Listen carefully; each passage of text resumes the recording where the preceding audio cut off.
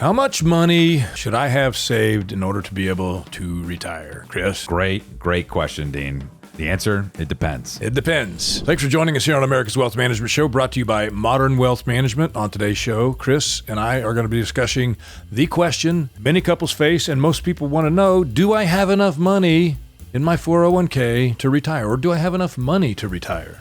It's a major concern, Dean. Life can be full of uncertainties, but that's why Modern Wealth Management created a tool to give our viewers some clarity. Called the Modern Confidence Score. And you can get your Modern Confidence Score by going to yourconfidencescore.com. Do it even better. Get a conversation started with our team by visiting modwm.com.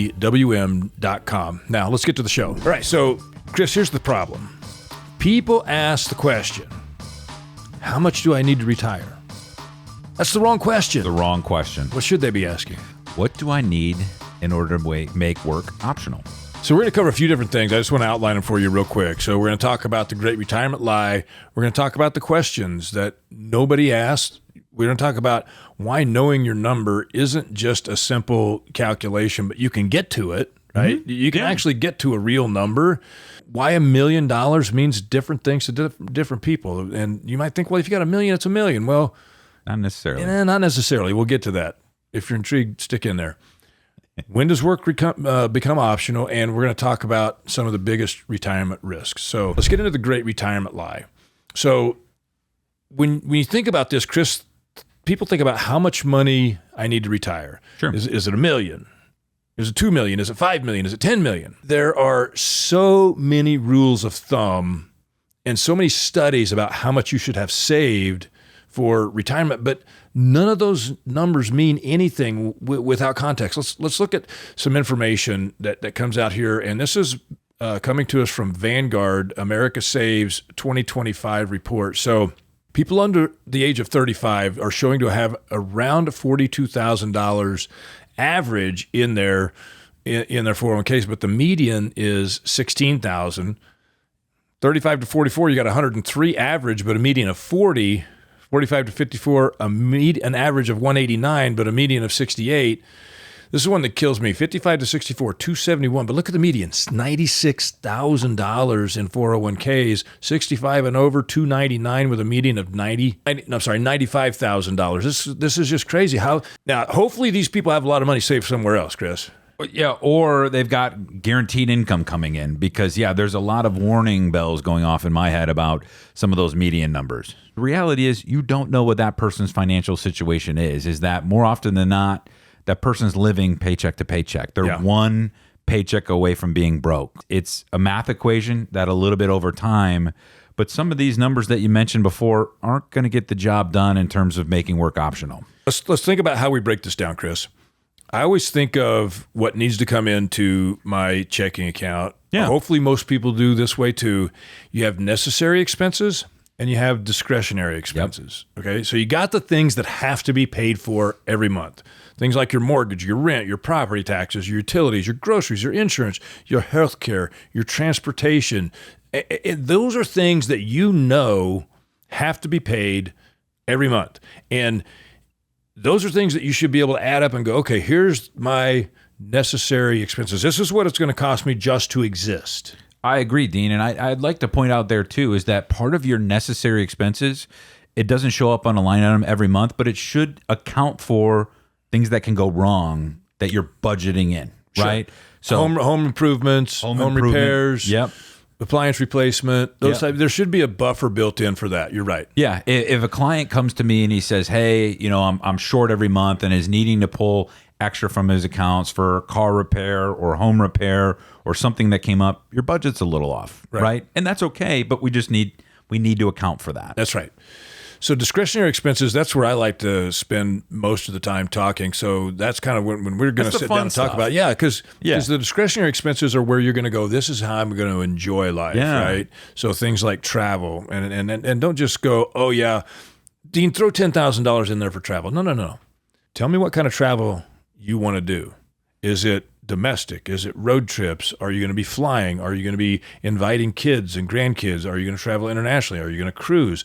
Let's talk about the travel and let's put real numbers to it. Mm-hmm. Let's not just put some, I think if we account for, I've had people go, yeah, let's just put $10,000 in there. I'm like, no, we're not going to do that. It depends on how long you want to travel, right? Because look, if you're in this time of life when every night's Friday night and you don't have the response, I mean, how much are you going to travel? Are you going to be gone for 2 weeks? Are you going to go a month? Are you going to do a couple of 2-week trips a year? What are you going to do? We need to know. Friend groups, they want to call. You want to get brunch on these days. Yep. You want to go out for dinner these days. You want to get together and have a nice wine night this night. It all adds up. That's right. That's it, Dean. And it's subject to everybody, right? Is that it's what is one person's number is different than another person's. What one person has in terms of hobbies is a different person's hobby. You can have something like hunting and fishing be somebody's hobby, and that even that can be two different budget items. Yeah, I mean, I can get on my own bass boat and go out and do a little fishing, but I could get a guide and go down to Africa and go on a 7-day African tiger fish journey. Those are two different things, two vastly different experiences, two vastly different costs. I could buy a new bed. Yeah, I mean, you know what I mean. Yep. And this should be a discussion that's happening on a regular basis with your certified financial planner. If money in and of itself is a goal, that to me is the sign of a greedy individual. Yeah. Right? There's more important things in your life than money. And understanding what those are from a certified financial planner's perspective, and then tying your money to that. Okay, well, how much is that going to cost? What are those things going to cost? And so there's a lot of discussion that goes into that. Then you as the certified financial planner, Chris, then your job is to do what? Figure out if that's possible. When done right, there's an error. There's a feeling of freedom. There's a mental and emotional aspect that goes into it too. Is that how many people have we met with that sitting on a pile of money, and if we're playing that what's your number game, they've achieved that number and then some, they still don't feel like they can retire. I'm gonna go back and ask a question. So we got which would you rather be? A person with $3 million and no plan, or a person with $1.5 million with a game plan, and you knew that you could go out and live the life you wanted to? I would choose option B. Yeah, and I want to tell a quick story here. I've told this on America's Wealth Management Show a few times, but it's one that touched me very, very deeply. Client, his wife, he watched his dad build businesses, go broke twice, ultimately became very successful, but he swore to himself he would never, ever, ever put himself in a financial position where he couldn't afford to do the things that he wanted to do. So instead of enjoying his life, he hoarded money. Mm-hmm. He hoarded money to the point where he became obsessed with it, right? He had a net worth of about $12 million, but he would absolutely get furious at his wife if she suggested that they could spend over $100,000 a year.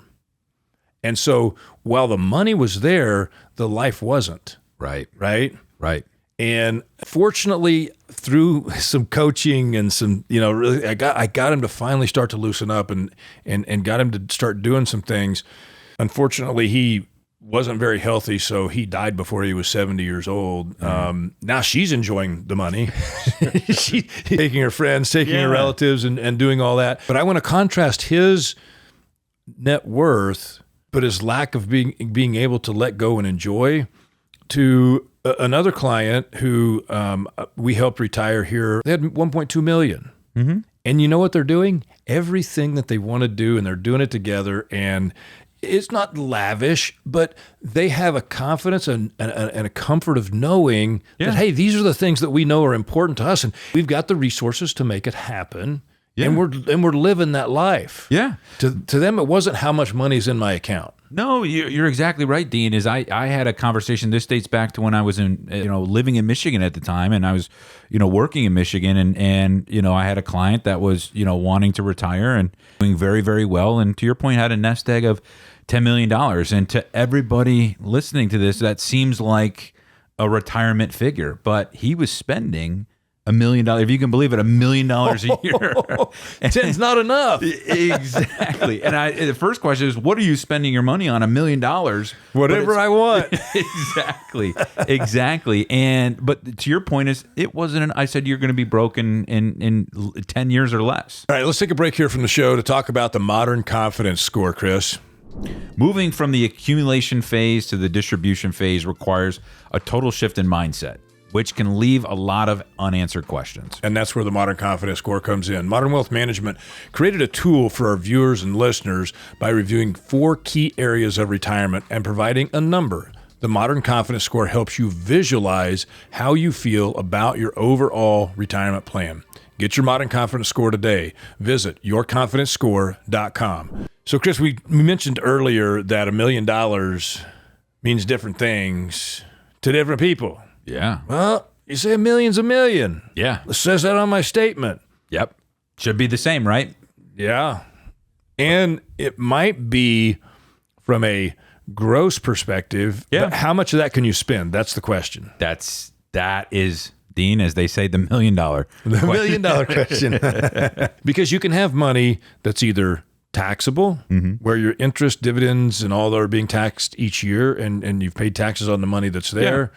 Maybe you got some appreciation there, so you might have some capital gains if you sell something. Then you get your tax-deferred accounts, which is your traditional 401k, your traditional IRA, could be a tax-deferred annuity, a 403b, lots of different tax-deferred type of accounts out there. Or it could be tax-free. Yeah. It could be tax-free in a Roth IRA, or it could be tax-free in municipal bonds, which are tax-free federally.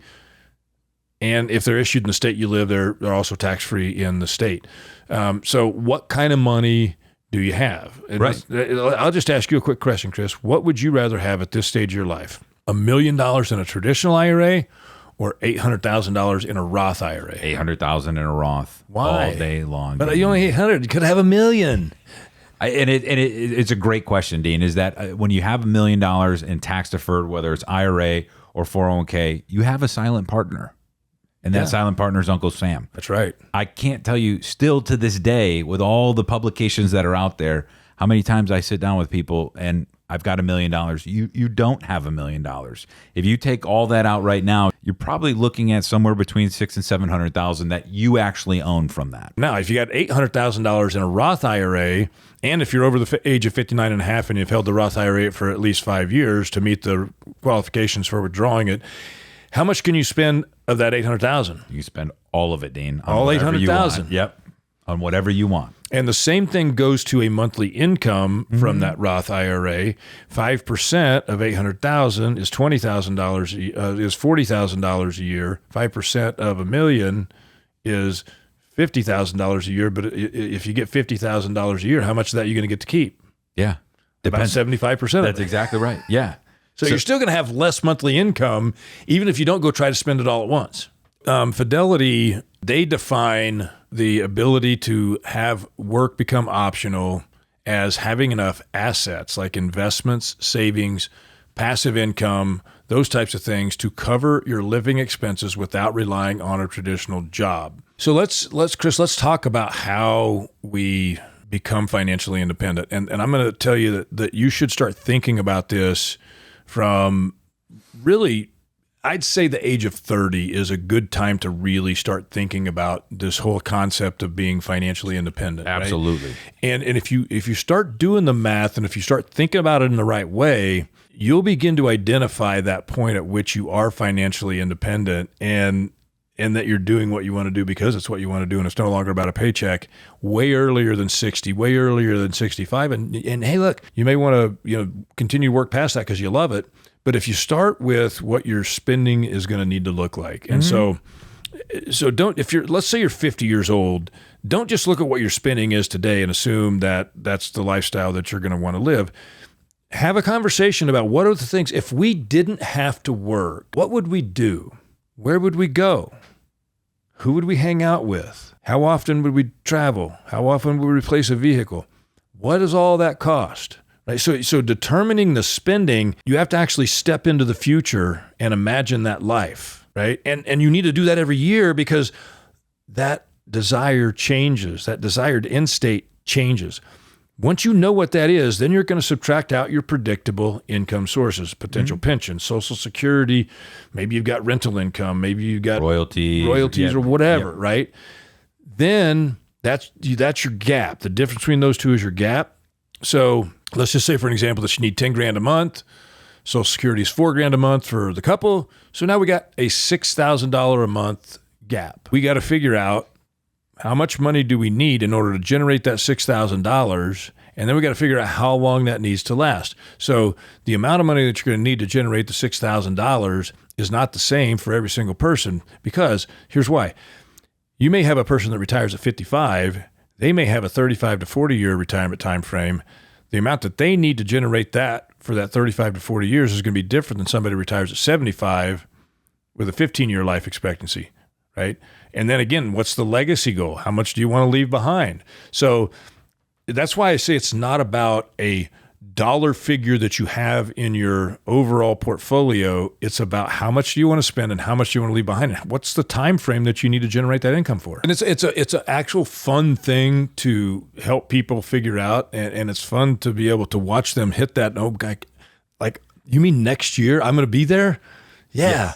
And then some people are like, okay, I'm ready. Yeah. I'll give you an example, and I've got so many stories, Chris, of course, after 39 years of this, but I had a couple I've been working with for a while, and he actually retired, and she was scared to retire because she didn't know who she was going to be outside of work. Yeah. She was important at work. I bet it was 3 years he had been retired, and every time they'd come in twice a year, we'd go through review. I'm like, are you going to retire yet? She's like, oh, no, I'm still scared. I'm nervous, blah, blah, blah, blah. I'm like, okay, well, I just want to show you, if you do, here's what your monthly income to your bank account is going to be. And she's like, that's more than we get now. And I'm like, yeah. And she goes, and that's me not working? I'm like, yep. She's like, okay. I'm like, let me know what you decide. 6 months later, same conversation, until her employer asked her to do something that she didn't want to do. And she's like, you know what? I don't have to put up with this anymore. Mm-hmm. And she turned in a resignation letter. She called me. She goes, I quit today. And I'm like, what? It finally became not fun. That's it. Yeah. But if I hadn't have done that work, Chris, and I wasn't reinforcing that it's okay, she could have still been miserable. I can't tell you the amount of times I've sat down with somebody and I say, okay, how much longer do you want to work till you retire? What does that look like for you? And a lot of times you get the common answer, let's say it's 10 years. And I say, what if you could retire in 2 or 3? Was that something you would consider? There's no way we could do that. Okay, well, let's just see. And then we go through the process and we show them, yeah, you can retire in 2 or 3 years. The next review they come in, man, I cannot wait to retire. Yeah. That's true financial independence. And a lot of times, people work so hard and they get immersed in their job that they don't know what that other part is. And so, that's a big part of our job too, is kind of helping people understand that there is life outside of work. The mind can play wonderful tricks on somebody. If you've engineered your mind to say, I have to do this for at least 10 or 15 more years, and you show somebody that they could retire in 5 to 7, they almost can't even fathom, because they've bought into the fact that they're going to have to do it for so much longer that they just don't even know how to process that information. I sit down with a lot of individuals that say, hey, you show this independence, you show retire. What if I don't want to retire? Don't have to. That's it. You do what you want. You do what you want. Let's talk about a few of the biggest retirement risks out there. Inflation is a huge one. Yeah. More so recently than... Well, yeah. I mean, we talked about this earlier, and we're going to do a deeper dive on this. But, if you look at inflation in the decade of the 80s, it was totally different than inflation in the decade of the 90s. It was totally different than inflation in the decade of the 2000s, the 2010s, and then the last 6 years. You break it up by inflation over decades. The thing is, you don't know when it's going to be there. But we saw so many people back in, say kind of like 2011 through 2019, where we were seeing other advisors build plans for people, and they were putting in a 2% inflation rate through an entire lifetime. Like, oh my God, that's insane. They didn't even go in and say, I'm going to put 6% in for healthcare because it's inflating much faster than everything else. So they didn't say the 70-year average is 3.5%. We ought to at least be putting it in at 3.5%. Well, the plan doesn't work at 3.5%. Well, then you shouldn't retire. Right. Or reevaluate spending. Yeah. So that's a big one. Tax rates. You got to manage tax rates. As long as you live in the United States and you have money or make money, taxes are going to be a fact of life. But the fact of the matter is, Chris, when you're in retirement, you can control taxes like unlike any other time in your life, and you should be doing that. The only way that happens is with a certified financial planner sitting side by side with a CPA that understands how to do forward-looking tax planning. Another big one. What is it? Market downturns. Yeah. Right? And so when we look at it, Dean, is that, you've known this as well as I do, is that we're always one market downturn away from somebody going back to work. right? If you don't have it done right. If you don't have it done right. Because I sit down with a lot of individuals that come to us and they're all in one stock, or they're all in the S&P 500. And they said, hey, Uncle Warren Buffett says, invest in the S&P and you'll be fine. Well, that's fine when you're growing the money. Yeah. But when you're taking distributions, you're relying on those distributions, you want to make sure you're properly allocated. You need some downside protection. Yes, because it's going to happen. Yes. Again, it's when. Yeah, that's exactly right. All right, healthcare. That's a big one, man. You can have unexpected expenses there. And if you haven't accounted properly for healthcare, it can eat you alive, and it can really cut into those other things that you want to do. And it's one of those things that as an advisor, you want to make sure you're setting expectations for clients, and the reception is usually, yeah, that's not going to happen to me. But the stats and the experience show otherwise. That it does happen, and it happens a lot more than people think, and it's a lot more expensive than people think. Longevity risk, Chris. You don't want to have too much life at the end of your money. You would rather have too much money at the end of your life, right? That's exactly right. That's exactly right. Reversing the die with zero is not opportunistic. No. Right. Recap here, Chris, because the whole idea of this show was how much money should you have in your 401k at whatever age. The goal, that's not the question we should be asking. The goal isn't the average balance. The goal isn't keeping up with your neighbor. The goal is knowing when you're financially independent. And when you know you're financially independent, you've done the work so that you know that month after month, decade after decade, year after year, you're going to have the amount deposited in your checking account that you need to do the things that you want to do. That should be your entire goal from day one of working with a certified financial planner, is arriving at that financial independence. And your number is going to be different than your neighbors, your aunts, your uncles, your coworkers, whatever it is. It's going to be different because it's yours. Designing the life that you want. Yeah. There's something else that I want our viewers and listeners to think about here, Chris, and that is when you are healthy and vibrant, you've got your mental faculties, and you've got the desire to do the things that you want to do. Really think about that, and then think about how many years you're going to have that's going to be like that. Think about the people that you know that have reached age 80, and reached age 85. They're not doing what they were doing at 60 or 65, right? So when you're thinking about this, you've got to think about the number of years that you have where you're truly going to be able to go and do all the things that you want to do. They're numbered. Mm-hmm. There's no guarantee of any amount of time there for any of us. And so that's why I think it's critical that you get this idea, okay, I am at that point where I am financially independent. Am I really, truly doing what I want to do? And if you're not, then you need to know that you're financially independent so you can actually do that. I think the biggest thing that I've learned as a certified financial planner as it relates to that, Dean, is that you have to be intentional. It doesn't happen by accident. Look, I don't want to look. I have followed my own advice for 39 years, and for a lot of years, I've been able to say, you know what, if I don't want to come to work, I don't have to, because I've got the resources to live the way that I want to live. But I enjoy what I do. Now, I'm not here, busting my tail, 5 days a week anymore, Chris, but I do the things that I want to do because it's important to me. And I still come in here and I do the show and I still meet with clients because it's important to me and I enjoy it. Not because I have to. It's not about paycheck anymore. Right. That's independence. Chris, this has been fun. So remember, folks, it's not about how much is in your 401k. It's about how much gets deposited to your checking account so you can go do the things you want to do. It's America's Wealth Management Show. I'm Dean Barber along with Chris Rett. Until next time, everybody stay healthy and stay safe.